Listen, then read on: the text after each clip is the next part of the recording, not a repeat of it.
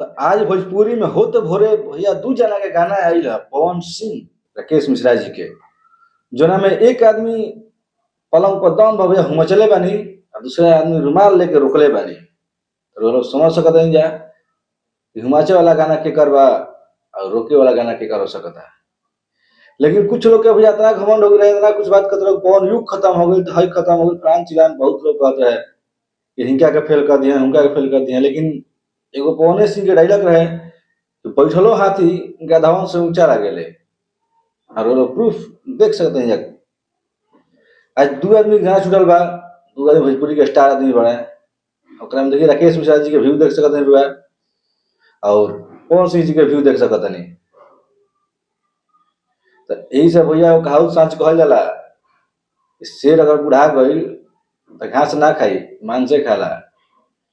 और पवन सिंह तो पवन सिंह है, और कुछ गा दी है नु, कुछ गा दी है, कबालियों को गा दी है, तुमकर व्यू है तो चल जाई।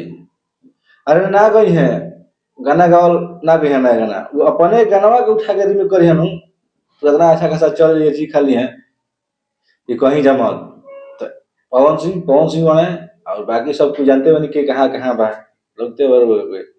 अब कुछ आदमी देखा था कि माहौल जब शांत हो गई बा तो खुदे काम लगावत था लोग, लेकिन खुदला से क्या हो रे मूर्ख। अभी हाल में मंच पर देख सकता नहीं खेसारी लाल यादव जी के तरह खुदले बनी, डिम्पल जी के, और वो लपेटा में पवन सिंह भैया के भी ले बनी। लेकिन लेला से क्या हो, कुछ हुई सभी लोग जानता कि बकुआ खोदेला, बकुआ के काम रह गई खोदना, और लोग सब कुछ जान गए तो झांसा में आवत बा ना, सब कुछ जानता कि आदते ये बा, ऐसे विवाद होते नहीं के भोजपुरी में। तो इधर भोजपुरी बहुत शांत बिया, देखिए शांत में कहता आनंद बा एकदम। लेकिन कुछ लोग ऐसा चुतिया बा, गलत बा। अभी हाल में रुआ पवन भैया के गाना है देखने वाले लोग, अच्छा खासा भीड़ भी जाता है, ठीक ठाक बा। लेकिन जब चाहे तो नहीं खे कहीं से भी जाता जो कि पवन सिंह के दिन से जाता है, पवन सिंह गायकी जाता है। लेकिन पवन सिंह के टीम के कुछ ऐसे चुतिया लोग बा लोग कि उन्होंने गाना के पता होता लोग ना, फिल्म के कब आवता कब जाता पता नहीं चलता। तो शायद बताई तो लोग पता चली तो और गाना के और व्यू अच्छा जा सकता है।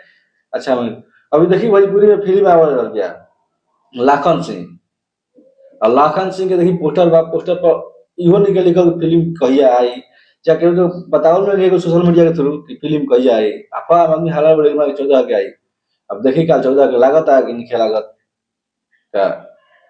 बाकी मैनेजर मुटका आ गई भैया, बहुत गलत हो गई बा।